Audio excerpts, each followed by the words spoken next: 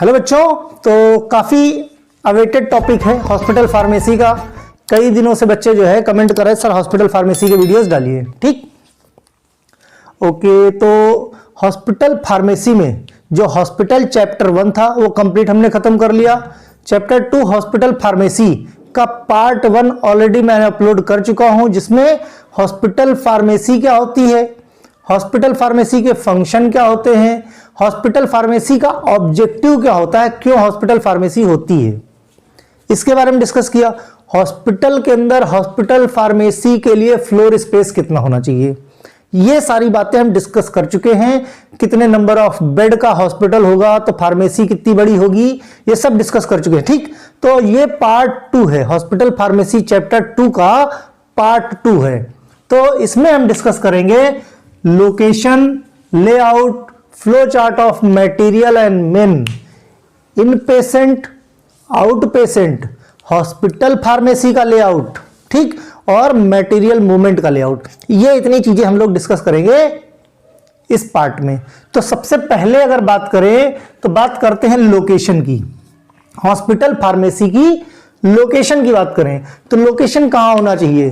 तो देखो, सबसे पहली चीज तो भाई कोई बड़ा सा हॉस्पिटल का ऑर्गेनाइजेशन है, अब तक बहुत सारे हॉस्पिटल्स आप लोगों ने विजिट किए होंगे। जब आप हॉस्पिटल में इंटर करो या किसी डॉक्टर को दिखाने जाते हो आप, चाहे आउट पेशेंट हो या इन पेशेंट हो, अब डॉक्टर क्या करता है, दवा को प्रिस्क्राइब करता है। ठीक, डिजीज को डायग्नोस्ट करके दवा को प्रिस्क्राइब करता है। अब आपके दिमाग में क्या होना चाहिए, पहली चीज कि सब फार्मेसी ऐसी जगह हो कि चाहे आउट पेशेंट हो चाहे इन पेशेंट हो, आसानी से फार्मेसी तक पहुंच सके, आसानी से फार्मेसी तक पहुंच सके। तो हॉस्पिटल के अंदर हॉस्पिटल फार्मेसी ऐसी जगह पे लोकेशन उसकी होनी चाहिए। जैसे मल्टी स्टोरीज के बहुत सारे हॉस्पिटल्स होते हैं, बहुत सारे सिंगल स्टोरीज के होते हैं। अब सिंगल स्टोरी हो या मल्टी स्टोरी हो, देखो हर चीज अपने आप को रखो कि आप हॉस्पिटल में फार्मासिस्ट हो या किसी पेशेंट को लेके गए हो, और टारगेट क्या होना चाहिए, हॉस्पिटल नहीं, टारगेट होना चाहिए फार्मेसी, मेडिकल स्टोर। ठीक, तो कहां पे हो, तो चाहे डबल बेड हो, चाहे मल्टी स्टोरीज हो, चाहे सिंगल स्टोरीज हो। अब अगर ग्राउंड फ्लोर पे है, अगर ग्राउंड फ्लोर पे है हॉस्पिटल, तो चाहे इन पेशेंट हो उसके लिए भी ठीक है, आउट पेशेंट उसके लिए। भाई इन पेशेंट है, मान लिया एडमिट है, तो क्या होगा, जगह जगह क्या है, नर्सिंग स्टेशन होते हैं, एम्बुलेटरी यूनिट्स होती हैं, उनके थ्रू पहुंच जाएगा। आउट पेशेंट है, बाहर से आया, ओपीडी में डॉक्टर को दिखाया। ठीक, ओपीडी मतलब आउट पेशेंट डिपार्टमेंट, जहां पे पेशेंट बाहर से आता है, डॉक्टर को दिखाता है, डॉक्टर उसका इंस्पेक्शन करता है, फिर उसके लिए दवा प्रिस्क्राइब करता है। जरूरी होगा तो उसको एडमिट कर लेगा, नहीं जरूरी होगा तो दवा प्रिस्क्राइब कर देगा, वो फार्मेसी में जाएगा, फार्मेसी से दवा लेगा और अपने घर चला जाएगा। राइट, तो इन सब चीजों में आसान चीज क्या, फार्मेसी ऐसी जगह हो, तो चाहे वो हॉस्पिटल का स्टाफ हो, चाहे वो हॉस्पिटल का स्टाफ हो, और चाहे हॉस्पिटल का पेशेंट हो, या फिर हॉस्पिटल में आया हुआ पेशेंट यानी आउट पेशेंट हो, हर किसी के लिए इजीली अप्रोचेबल होनी चाहिए या इजीली रीचेबल होनी चाहिए, आसानी से। अब ऐसा नहीं है कि बहुत बड़ा हॉस्पिटल है, वहां आप ढूंढ रहे हो कि भाई हॉस्पिटल फार्मेसी किस फ्लोर पे है या हॉस्पिटल फार्मेसी कहां पे है। एकदम आसान सा होना चाहिए कि पेशेंट जाए और भागना ना पड़े, हॉस्पिटल फार्मेसी मिल जाए। ठीक, मैंने पहले भी कहा कि यहां पे हम बात हॉस्पिटल फार्मेसी की करेंगे, हॉस्पिटल की नहीं करेंगे। हॉस्पिटल के अंदर हॉस्पिटल फार्मेसी है, ये मान लो कि आपने किसी हॉस्पिटल के अंदर एक दुकान अपनी हायर कर ली है हॉस्पिटल फार्मेसी की, आप उसको चला रहे हो। इस पैटर्न से अगर सोचोगे तो ये हॉस्पिटल फार्मेसी पढ़ना बड़ा ही आसान हो जाएगा।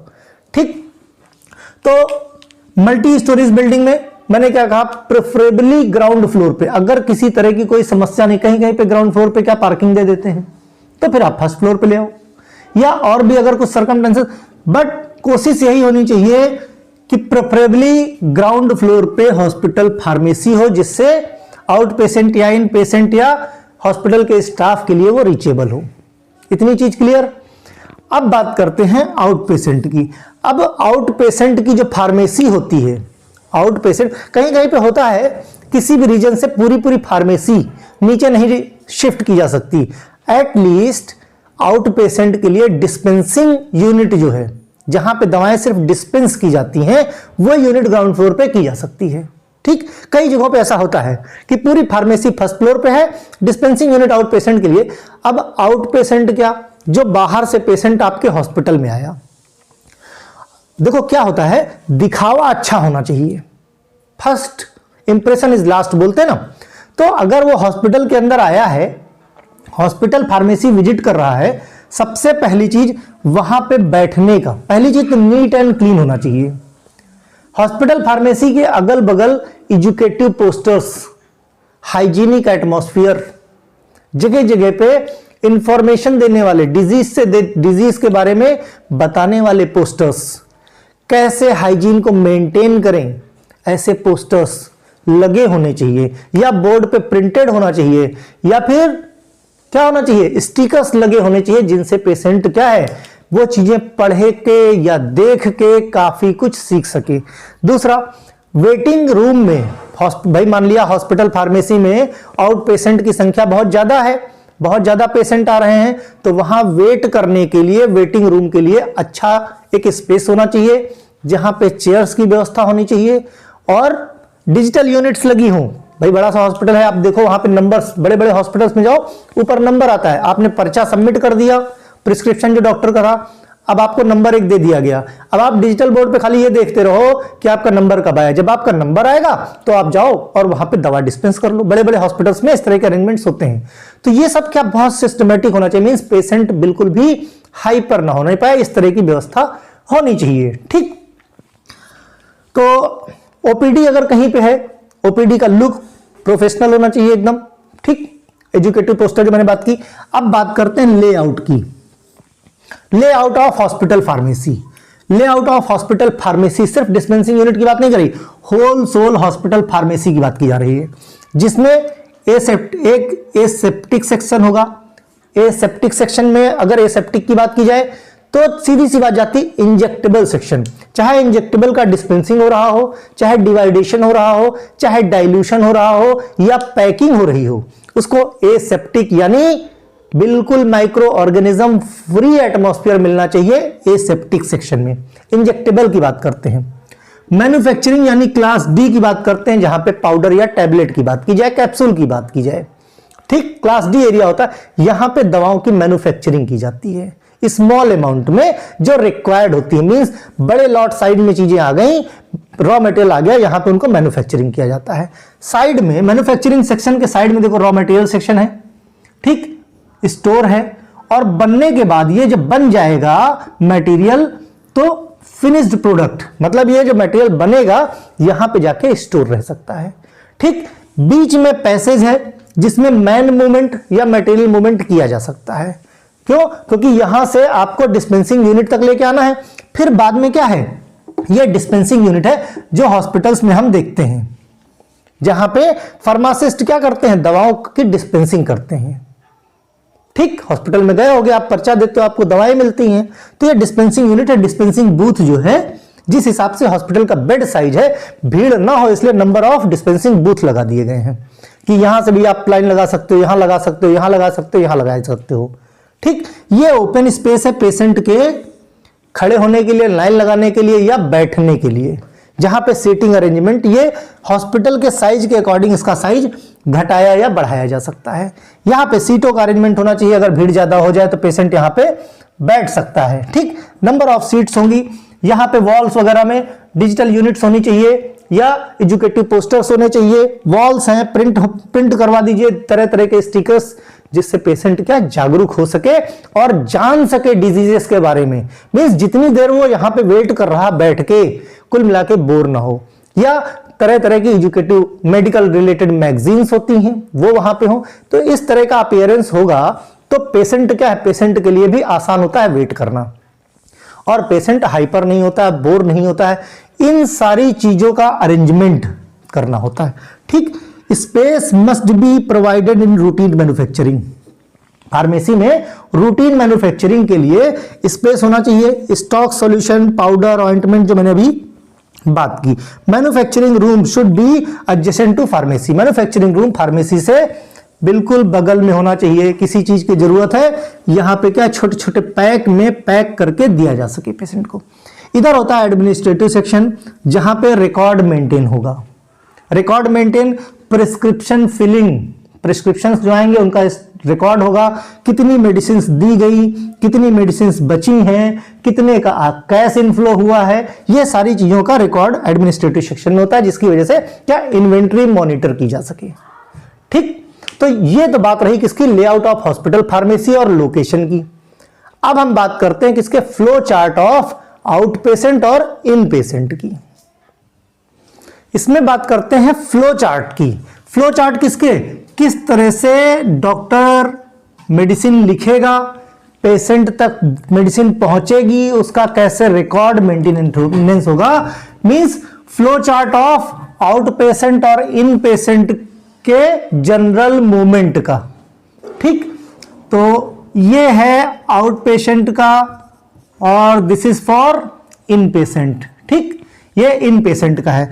देखो, जब भी एग्जाम में आता है फ्लो चार्ट के माध्यम से आप लिखोगे तो समय कम लगता है, चीज को एक बार समझ लोगे क्या लिखा हुआ है, याद करना आसान होता है। मींस अगर फ्लो चार्ट बना दिया, आप खुद सोचो कि आप इन्विजिलेटर हो, एक तरफ क्या है 3-4 पेज लिखे हो खूब कि जिनको पढ़ने में बड़ा समय लगे, हर किसी की राइटिंग विजिबल नहीं होती, एक तरफ साफ साफ चार्ट, फ्लो चार्ट बनाओ। मींस कहना क्या चाहते हो क्लियरली विजिबल हो, तो ज्यादा आसान होता है और मार्क्स गेन करना ज्यादा इजीली होता है। इसी को थोड़ा सा 2-4 लाइन में एक्सप्लेन कर देना, काम हो जाएगा। ठीक, तो आउट पेशेंट और इन पेशेंट का जनरल मूवमेंट के लिए ये बनाया है। अब देखो, सपोज करो सबसे पहले हम बात करेंगे किसकी, आउट पेशेंट के फ्लो चार्ट की। आउट पेशेंट कहां, आउट पेशेंट पहले क्या करेगा, ओपीडी में आएगा, ओपीडी में आएगा, ओपीडी में डॉक्टर क्या करेगा, जनरल इंस्पेक्शन करेगा। आप अपने आप को समझो, आप जो है क्या हो, आप एक पेशेंट हो, हॉस्पिटल फार्मेसी छोड़ दो अभी, आप खुद एक पेशेंट हो और आप क्या किए, सबसे पहले क्या करोगे, हॉस्पिटल ओपीडी में जाओगे। ओपीडी में क्या, डॉक्टर मिलेगा, डॉक्टर आपको क्या करेगा, इंस्पेक्ट करेगा। इंस्पेक्शन करने के बाद डॉक्टर क्या करेगा, अपना प्रिस्क्रिप्शन लिखेगा। आप क्या करोगे, उस प्रिस्क्रिप्शन को किसको दोगे, फार्मासिस्ट को दोगे, जो कहां पे मिलेगा आपको, हॉस्पिटल फार्मेसी में। कहां मिलेगा, हॉस्पिटल फार्मेसी में, राइट। हॉस्पिटल फार्मेसी में फार्मासिस्ट मिलेगा। अब फार्मासिस्ट के हाथ में आया, ठीक, प्रिस्क्रिप्शन। अब क्या करेगा हॉस्पिटल फार्मासिस्ट, प्रिस्क्रिप्शन को पढ़ेगा और उसको फिल करेगा। फिलिंग ऑफ प्रिस्क्रिप्शन, उसमें सिलेक्शन होगा कौन कौन सी मेडिसिन डॉक्टर ने लिखी है, उसकी लेबलिंग करेगा, कैसे कैसे पेशेंट को खाना है, उसकी प्राइसिंग, क्या क्या उसका प्राइस है, तभी तो स्टैटिस्टिकल जनरेट होगा कि आपको पता चलेगा ना आपने कितने की दवा ली। ये सब करने के बाद जो प्रिस्क्रिप्शन की दवाएं हैं वो पेशेंट को डिस्पेंस कर देगा। क्या कर देगा, पेशेंट को हैंडओवर। यही तो होता है। आप यूजुअली क्या करते हो, हॉस्पिटल में जाते हो, डॉक्टर को पेशेंट को दिखाया, फिर जो पर्चा दिया उसको क्या करोगे, हॉस्पिटल में जो फार्मेसी है, हॉस्पिटल में जहां पे ड्रग डिस्पेंस हो रही वहां आपने उसको दे दिया। वो क्या करेगा, उसको देखेगा, पढ़ेगा, छोटी छोटी पर्चियों में 3-4 तरह की दवा जितनी भी डॉक्टर ने लिखी है उस पे 3 गोले बना दिए, भाई सुबह दोपहर शाम खा लेना है, एक बार खा लेना। क्या लिख देगा, बिफोर टेकन मील या आफ्टर टेकन मील या सुबह शाम, है ना। इस तरह से करके लेबलिंग कर देता है, फिर प्राइसिंग कर देगा और आपको दवा मिल जाती है। यही तो होता है सिंपल सा प्रोसीजर। देखो सिंपल समझो, खुद आपने ये काम किया तो ज्यादा आसान होगा। ये तो काम हो गया आपके साथ। उसके बाद फार्मेसी में क्या होगा, आपने जो प्रिस्क्रिप्शन दिया वो प्रिस्क्रिप्शन पहली चीज रिसीव किया जाएगा, क्या, पेमेंट, आपने पैसा दे दिया। अब वो या तो फ्री दवा होगी, कैसी दवा, बहुत सारी दवाएं होती हैं हॉस्पिटल्स के अंदर जो फ्री ऑफ कॉस्ट होती हैं। उसके बाद या तो आपने कैश दिया है या पहले से चार्ज्ड है, पहले ही उसका दवा ऑलरेडी सबमिट है। ठीक, इन सबके बीच में जैसा भी होगा वो रिकॉर्ड मेंटेन किया जाएगा और एक स्टैटिस्टिकल रिपोर्ट जनरेट की जाएगी। ये हॉस्पिटल के अपने रिकॉर्ड के लिए है, पेशेंट का इससे कोई लेना देना नहीं। दूसरा, जो प्रिस्क्रिप्शन दी गई या तो वो रेगुलर मेडिसिन होगी, रेगुलर प्रिस्क्रिप्शन, सर्दी खांसी बुखार वगैरह वगैरह वगैरह, या फिर स्पेशलाइज्ड प्रिस्क्रिप्शन जिसमें कि नार्कोटिक ड्रग्स आती हैं। नारकोटिक ड्रग्स विदाउट प्रिस्क्रिप्शन नहीं मिलती हैं, बहुत ही स्पेशल केस में मिलती हैं, ठीक, डॉक्टर के प्रिस्क्रिप्शन पे, डॉक्टर की सलाह पे ही ली जाती हैं, इसीलिए उसका एक अलग रिकॉर्ड मेंटेन होता है। तो जो प्रिस्क्रिप्शन है या तो रेगुलर फाइल में क्या कर दिया जाएगा, अटैच कर दिया जाएगा, या फिर जो नारकोटिक की अगर ड्रग है तो नारकोटिक की फाइल में अटैच कर दिया जाएगा। इस तरह से करके एक रिकॉर्ड रहता है कि कितनी दवाएं आपके पास, क्या इन्वेंट्री मेंटेन करने में ये आसान रहता है। तो इस तरह से आउट पेशेंट के साथ ट्रीट किया जाता है, मींस अगर पेशेंट कोई बाहर से आता है। यहां तक बात हो गई। अब हम बात कर दिए आउट पेशेंट, स्क्रीनशॉट ले लो एक बार, है ना। आउट पेशेंट अगर क्लियर हो गया, अब हम चलेंगे इन पेशेंट की तरफ। इन पेशेंट मतलब जो ऑलरेडी हॉस्पिटल में एडमिटेड है, ये तो बाहर से गया है, इसके बारे में आपको सब पता है कि डॉक्टर को दिखाया, फार्मासिस्ट फिलिंग किया, डिस्पेंस कर दिया, और ये फार्मासिस्ट का काम। अब हम बात करते हैं किसकी, इन पेशेंट की। इन पेशेंट, जो पेशेंट अंदर है, इन पेशेंट।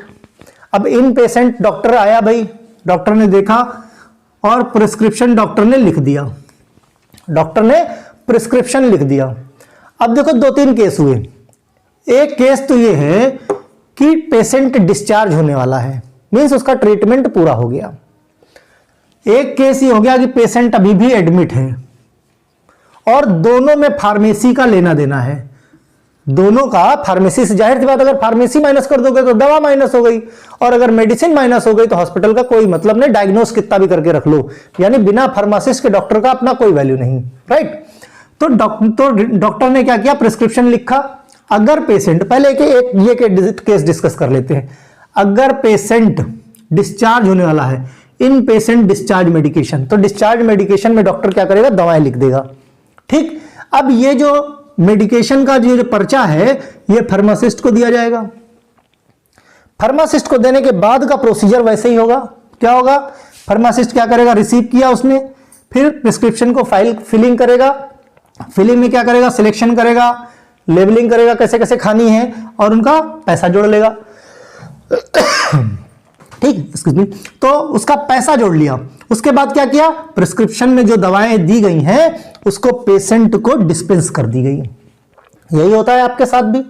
कभी किसी पेशेंट को लेके गए हो, देखो अपने से कोरिलेट करके पढ़ोगे, जीवन में कभी नहीं भूलोगे। हमेशा बुकिश लैंग्वेज में मत जाओ, इसमें मॉडिफिकेशन थोड़ा बहुत कर लोगे तो कहीं कोई समस्या नहीं, एक आध स्टेप भूल गए तो भी कोई समस्या नहीं। एग्जैक्टली याद करने की कोशिश करोगे तो जरूर भूल जाओगे, ठीक। खुद इमेजिन करो ना कि हाँ भाई हम हॉस्पिटल गए, ऐसा ऐसा हुआ, उसी चीज को कोरिलेट कर लो। तो प्रिस्क्रिप्शन फिलिंग हुआ, सिलेक्शन हुआ, लेबलिंग, प्रेस्क्राइबिंग तक हो गई, दवा आपको मिल गई। फिर वही नीचे का काम वही, या तो फ्री मेडिसिन है, कैश में लिया, या पहले का क्रेडिट पड़ा हुआ है आपके पास, क्योंकि इन पेशेंट है, कुछ एडवांस जमा करा लेते हैं, ठीक। इसके बेस पे स्टैटिस्टिकल डेटा एक जनरेट कर दिया जाता है, ठीक। एक काम यह होता है कि पेशेंट अभी भी एडमिट है, उस केस में डॉक्टर क्या करेगा, डॉक्टर ने प्रिस्क्रिप्शन लिख लिया, प्रिस्क्रिप्शन लिखेगा तो नर्स उस प्रिस्क्रिप्शन को कॉपी कर लेती। क्यों, क्योंकि हर वार्ड के सामने नर्सिंग स्टेशन होते हैं, छोटे छोटे एम्बुलेटरी यूनिट्स वगैरह होती है, जिसके थ्रू मेडिसिन इजिली जो है वार्ड में पहुंचाई जाती है। इस प्रिस्क्रिप्शन को नर्स ने कॉपी कर लिया। अब नर्स जब कॉपी करेगी तो इन पेशेंट मेडिकेशन ऑर्डर नर्स खुद लेके, इन पेशेंट के लिए खुद लेके जाएगी, किसके पास, फार्मासिस्ट के पास। अगर उसके पास है नर्सिंग स्टेशन में तो ठीक, नहीं है तो फार्मेसी से उसको रिसीव करा लेगी वापस से। नर्स जाएगी और ये ड्रग्स नर्सिंग स्टेशन में नहीं है ऐसा बोल के वहां से इश्यू करा लेगी, उसका रिकॉर्ड मेंटेन हो जाएगा। फिलिंग ऑर्डर, जो प्रिस्क्रिप्शन में दवाएं दी गई हैं वो ऑर्डर फिल की जाएंगी, डिस्पेंस कर दिया जाएगा, किसको, नर्स को। अब ये चार्ज है, इन पेशेंट की बात है, वो रिकॉर्ड में मेंटेन कर लिया जाएगा, या तो चार्ज ले लिया जाएगा तुरंत, या फिर डिस्चार्ज के समय वो अपने रिकॉर्ड में मेंटेन कर लेगा। जब पेशेंट डिस्चार्ज होता है तो उस समय उससे क्या हिसाब किताब कर लिया जाता है।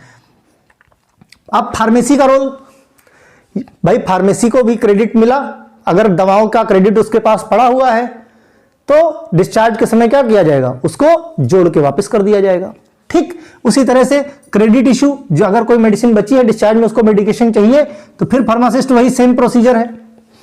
कुल मिलाके आउट पेशेंट है तो आएगा, खुद डॉक्टर को दिखाएगा, डॉक्टर पर्चा लिखेगा, पर्चे को मेडिकल स्टोर पे लेके जाएगा, मेडिकल स्टोर वाला पढ़ के उसका सिलेक्शन करेगा कौन सी दवा देनी है, लेबलिंग करनी है, कैसे खाना है, प्राइसिंग कर देगा। फिर फार्मासिस्ट क्या उसका रिकॉर्ड मेंटेन कर लेगा, चार्ज है, फ्री है, जैसा भी है स्टैटिस्टिकल रिकॉर्ड उसका मेंटेन कर दिया जाएगा। प्रिस्क्रिप्शन, रेगुलर प्रिस्क्रिप्शन है तो रेगुलर फाइल में, और नार्कोटिक है तो नार्कोटिक फाइल में। इन पेशेंट की बात करें तो पेशेंट एडमिट है, उसी जो डॉक्टर ने लिखा है उसको नर्स कॉपी कर लेगी। कॉपी करने के बाद क्या है, इन पेशेंट मेडिकेशन ऑर्डर देखेगी, अगर उसके पास नहीं है तो फार्मेसी में जाएगी, फार्मासिस्ट क्या करेगा, दवा उसको देगा, फिर वही फाइलिंग, डिस्पेंसिंग है ना, चार्ज।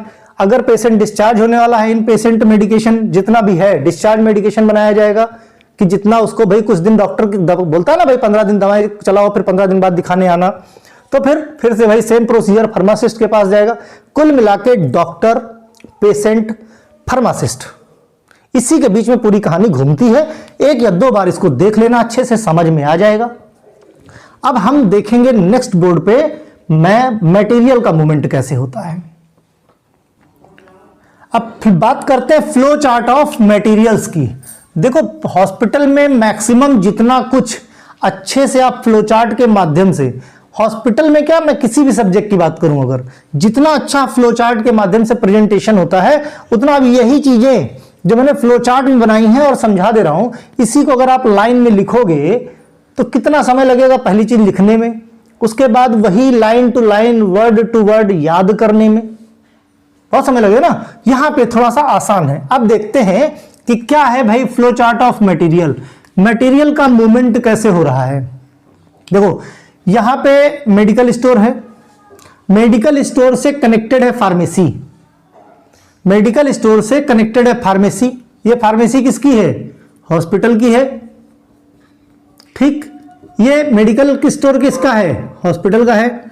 अब फार्मेसी से जुड़ा हुआ होता है मैन्युफैक्चरिंग सेक्शन, हॉस्पिटल में मैन्युफैक्चरिंग सेक्शन होता है जैसे हमने इसके पहले बात की थी।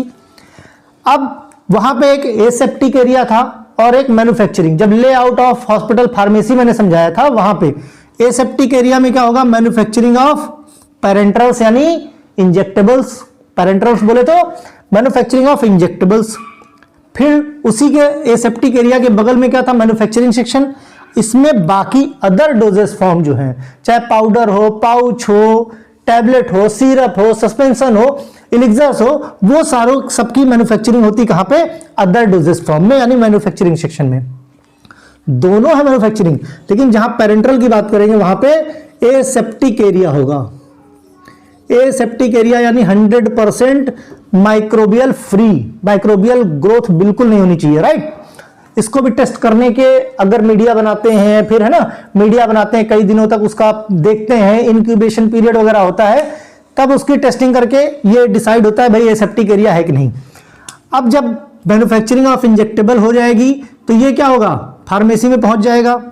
ये other doses form, tablet, powder, जो कुछ भी होगा, तो जो बना है उसका क्वालिटी कंट्रोल होगा। क्वालिटी कंट्रोल मतलब उसकी क्वालिटी चेक की जाएगी कि जो मेडिसिन बनी है वो उतनी इफेक्टिव है कि नहीं, उसका थेरेपेटिक इंडेक्स उतना है कि नहीं, उसका डिजोल्यूशन है कि नहीं। भाई ऐसा तो नहीं कुछ बना दिया आपने पत्थर जैसा बॉडी के अंदर जाए और असर ही ना करे, डिजोल्यूशन ना हो, डिसइंटीग्रेशन ना हो, या जाते ही जैसे ही है वो वैसे ही क्या हो जाए, डिटोरिएट हो जाए। तो ये सारी जो क्वालिटी है, क्वालिटी चेक्स कौन करता है, क्वालिटी कंट्रोल, और क्वालिटी कंट्रोल कौन करता है, फार्मासिस्ट, ठीक। तो फार्मेसी से ही जुड़ा हुआ क्वालिटी कंट्रोल, ये जो जितनी भी मेडिसिन डोजेस फॉर्म मैन्युफैक्चर होगी, क्वालिटी कंट्रोल इनके क्वालिटी चेक्स करेंगे, उसके बाद फिर फार्मेसी में पहुंचेगा, ठीक। अब फार्मेसी जो है, हॉस्पिटल की जो फार्मेसी है, दो जगह से, दो सोर्स है, एक मेडिकल स्टोर, एक मैन्युफैक्चरिंग डिवीजन, जहां से इसको क्या सप्लाई मिलती है। अब सप्लाई जो मिलेगी वो इन पेशेंट और आउट पेशेंट को दे दी जाएगी जैसे कि प्रिस्क्रिप्शन होगा। तो this is the flow chart of material, ठीक भाई, सिंपल सी चीज है। मटेरियल का फ्लो चार्ट क्या, पहले मटेरियल आएगा, मटेरियल आया कहां पे, मैन्युफैक्चरिंग सेक्शन में। कहां आएगा, मैन्युफैक्चरिंग सेक्शन में रॉ मटेरियल आया। रॉ मटेरियल से अगर इंजेक्टेबल का होगा तो एसेप्टिक एरिया में जाएगा, नॉर्मल होगा तो मैन्युफैक्चरिंग सेक्शन में जाएगा। दोनों की मैन्युफैक्चरिंग होगी, वो आएगी फार्मेसी में। यहीं पे एक यूनिट होती है क्वालिटी कंट्रोल की, वो इनके क्वालिटी चेक्स करेंगे। क्वालिटी चेक्स अगर ओके है तो फिर क्या करेंगे, उसको फार्मेसी में भेज दिया जाएगा, फार्मेसी से इश्यू कर दिया जाएगा किसमें, इन पेशेंट या आउट पेशेंट में। कुछ रेगुलर वे में दवाएं होती जिनको मैन्युफैक्चरिंग करने की जरूरत नहीं पड़ती है, वो मेडिकल स्टोर से डायरेक्ट फार्मेसी में आ जाएंगी और फार्मेसी से इन पेशेंट और आउट पेशेंट को डिस्पेंस कर दी जाएंगी। क्लियर।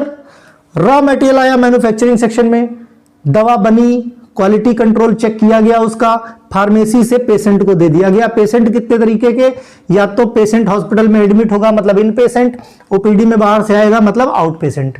इतनी चीज क्लियर हो गई।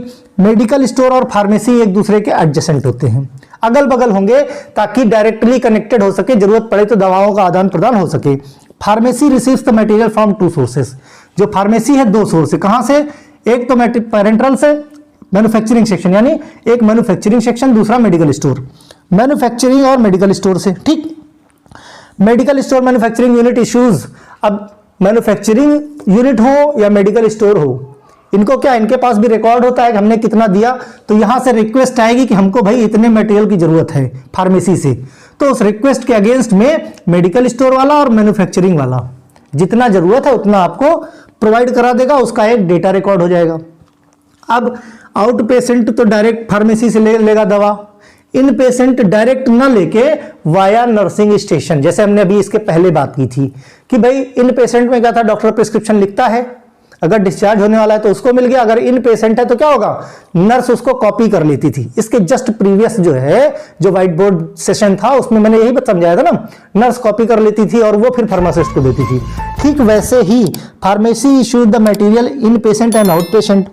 इन patient serve the nursing station via nursing station, जो इन पेशेंट होता है वो नर्सिंग स्टेशन के थ्रू उसको मेडिसिन मिलती हैं। नर्सिंग स्टेशन कहां से होते हैं, वार्ड के सामने, सभी फ्लोर पे नर्सिंग स्टेशन होते हैं, राइट। तो इस तरह से फ्लो चार्ट हुआ या मटेरियल मूवमेंट का। हमने इन पेशेंट की बात कर ली, आउट पेशेंट की बात कर ली, मटेरियल मूवमेंट की बात कर ली। इसके पहले वाले वीडियो में हम ऑलरेडी फ्लोर स्पेस का क्या कर डिस्कशन कर चुके हैं। इसके बाद जो वीडियो मिलेगा आपको पार्ट 3, उसमें क्या क्या होगा, मैनेजरियल स्किल हॉस्पिटल को चलाने की, ठीक। दूसरा रिक्वायरमेंट एंड एबिलिटी फार्मासिस्ट में कितनी होनी चाहिए, किस पोस्ट मतलब कितनी क्वालिफिकेशन पे कौन सी पोस्ट मिल सकती है, उसको क्या क्या काम मिलेगा, ये इसके बाद वाले वीडियो में देखेंगे। मतलब हो सकता है कल ये चैप्टर खत्म हो जाए, उसका ड्रग डिस्ट्रीब्यूशन सिस्टम खत्म कर देंगे। Okay, bye.